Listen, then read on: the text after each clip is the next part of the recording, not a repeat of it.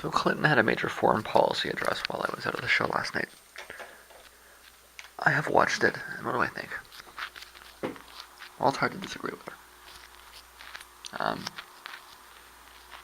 She makes some good points, but the problem with this approach, and the reason it's a losing strategy, is that she's stuck with this glaring problem.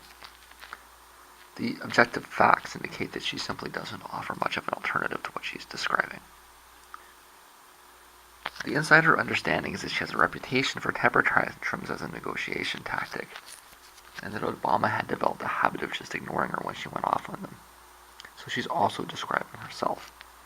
And the more she takes this approach, the more attention she draws to her own dangerous, if predictable, foreign policy. And so her argument is that Trump is a hothead, he shouldn't have his finger on the button. I mean, these kinds of things. I read an article that suggested it was a rehash of Johnson's strategy against Goldwater in the 60s.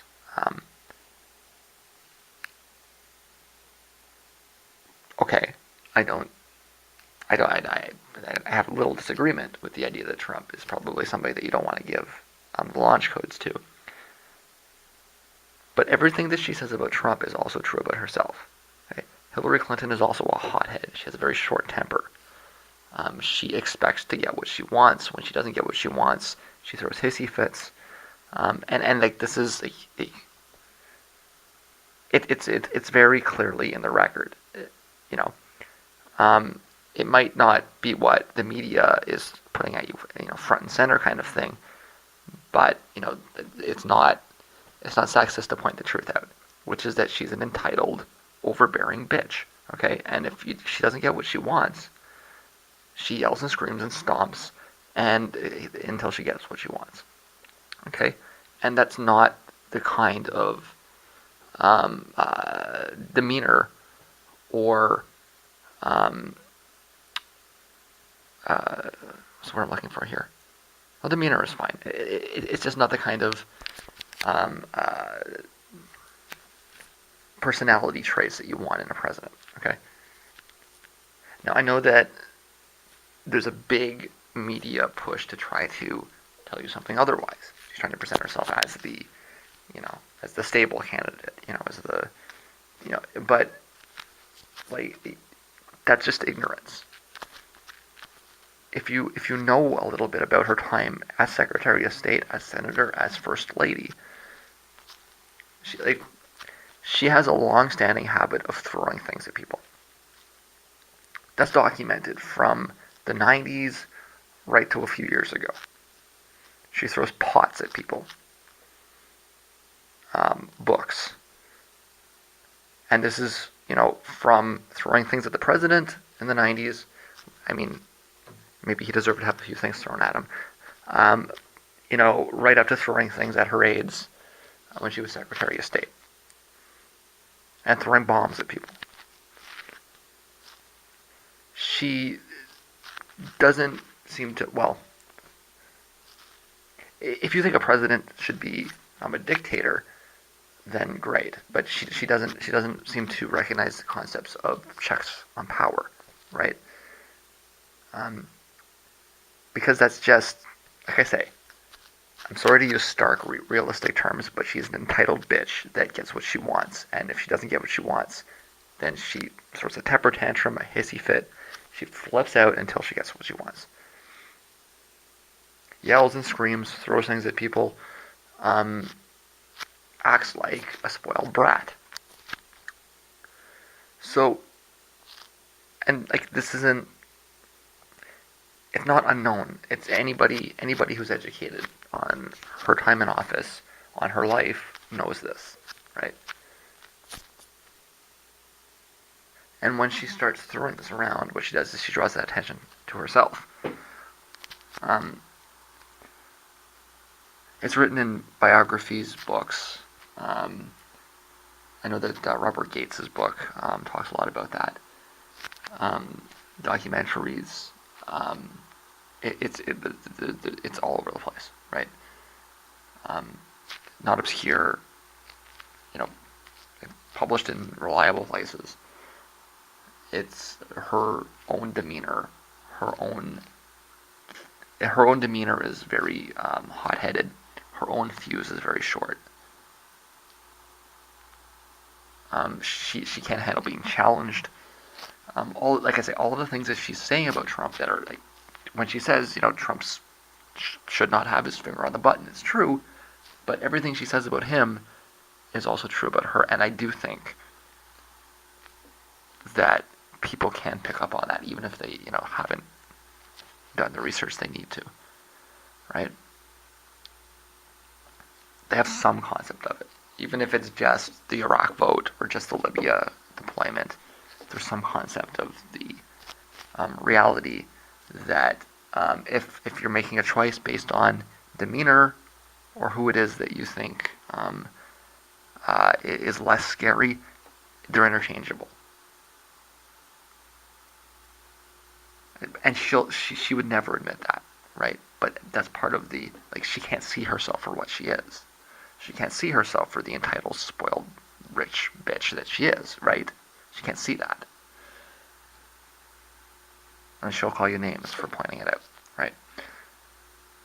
Some of what she's saying is even simply anti-populist. I think that it's broadly understood, or should be, that America has been in Europe long enough. They've had,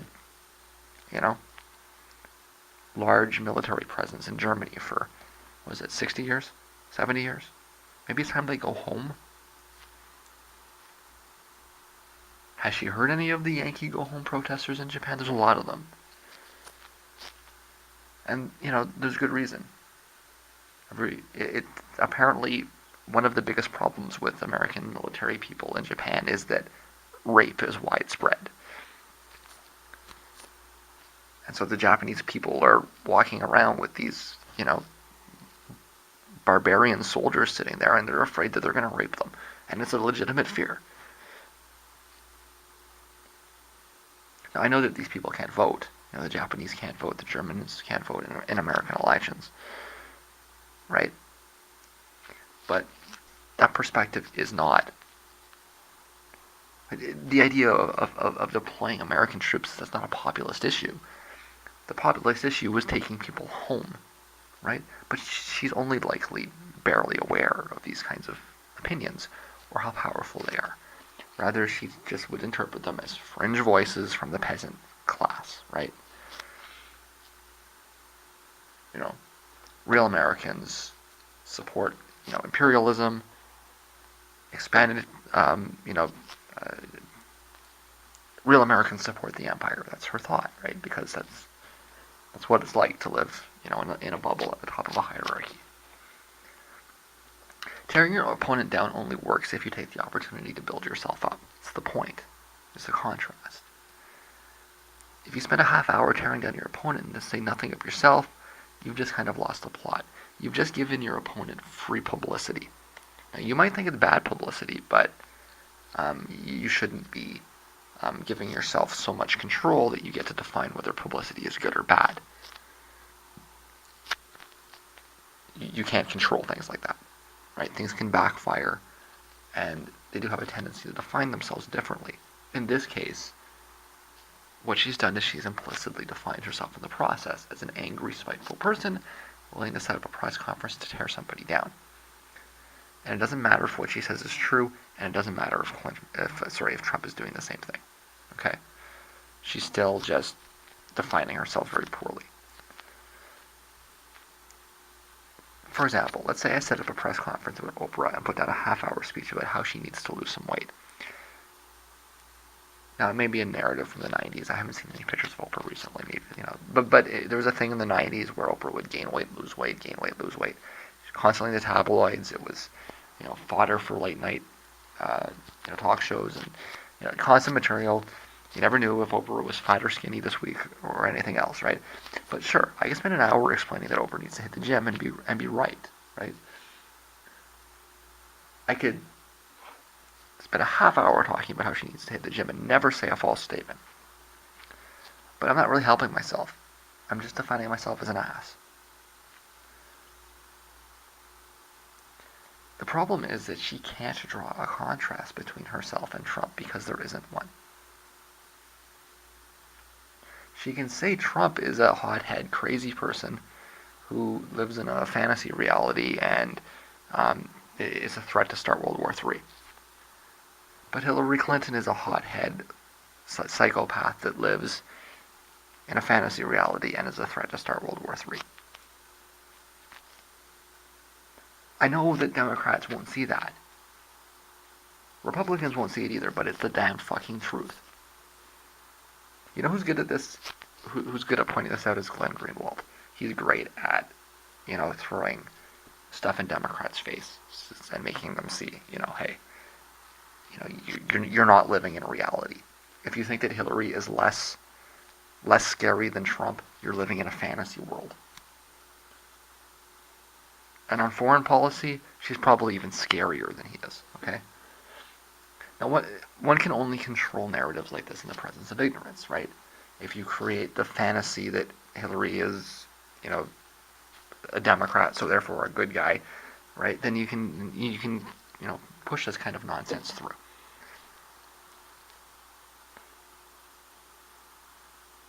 But Hillary Clinton's foreign policy perspectives really are too widely known. It's hard, okay? It's one thing, if you're talking about someone, you could do that with Obama because nobody really knew about Obama, right? If you were paying attention, you knew that what Obama was really saying was that he wanted to stop fighting in Iraq so he could bomb Pakistan. He thought that, America was wasting far too much money, far too much, resources in Iraq, that those resources and that money could have been used to blow up Pakistan instead. But it got reported as like he was opposed to war. He wasn't opposed to war, he just thought it was a bad tactical decision. Right? And that worked because nobody knew. Everybody knows about Hillary. Okay? Everybody knows she votes for Iraq, she votes for Libya, everybody knows she's a neocon, everybody knows she's, you can't, this can't be glossed over, it can't be forgotten. She thinks she can try it, though. Right? Don't put that past her. She thinks she can lie to you. Don't think she doesn't. But everybody knows, okay, that she's not offering an alternative to what she's describing. And she really isn't. And so the more obvious she makes that, by drawing attention to the topic, the more she places them on a level playing field. So there's no way out of this, okay? Spends a half an hour attacking Trump, all she does, trying to draw a separation between her and Trump, trying to draw a contrast. She can't. She's not. She might think she is, but all she's doing is making it more and more obvious that they're the same, right? Because the more topics, because we already know about Hillary, right? We don't really know about Trump. And when she tries to define Trump in these terms that are basically a reflection of herself, what you see is that what comes to your mind. Like, let's say he says she's standing on a podium and she says, Trump has black shoelaces. First thing you're going to do is you're going to look down and you're going to see what color her shoelaces are. Right? Now this is silly, but it's the point, right? She accuses him of being hot-headed. The first thing that runs through your mind is you attempt to contrast that. When she says Trump is hot-headed, you immediately think that she's hot-headed, because you know that she is.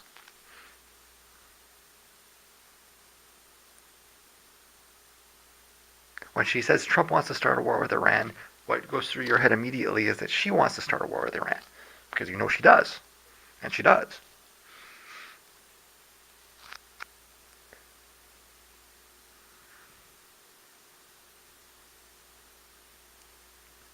So, all you're getting out of this is the idea that, like, instead of drawing a contrast, she's drawing a parallel. Because you can't frame, You can frame, you can maybe try to frame him in a specific way, but when you're framing him as a reflection of yourself, and then trying to, it's schizophrenic. You know what? That's exactly what it is. She's projecting herself and then arguing against herself. She's trying to turn Trump into her and then campaigning against herself. But what that does is it says, okay, you can have Hillary's evil twin or Hillary's, you know, fake media image, right? But the evil twin is the real Hillary, and then, and so the election becomes between, the real Hillary and the fake Hillary.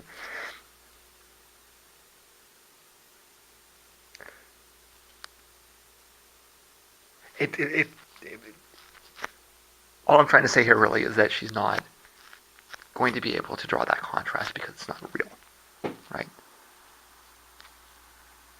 Everybody knows that it's not real. I know she doesn't see it like that. She lives in a bubble of upper class white meritocracy. Okay, but somebody's got to burst that bubble. If that bubble doesn't get burst, then she's gonna lose. Okay, so we heard a lot about Donald Trump here. We didn't hear much about Hillary Clinton. And while I won't argue with what she's saying, Trump is not somebody that you want in charge, sure, or with any of her details. I must point out that if she's going to instigate this argument, then she must draw a more effective contrast, which she can't do because it's not real and everybody knows it.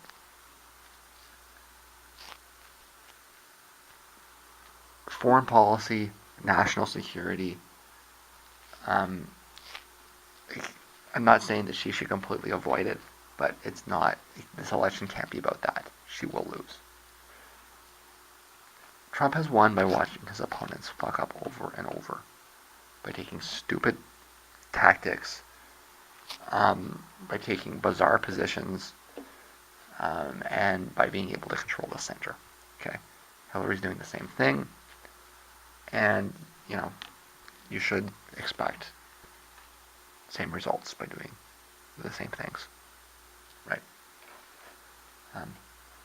Otherwise, some people have claimed that that's the definition of insanity, right? Unfortunately, if that would be consistent, right? You've got two crazy people running.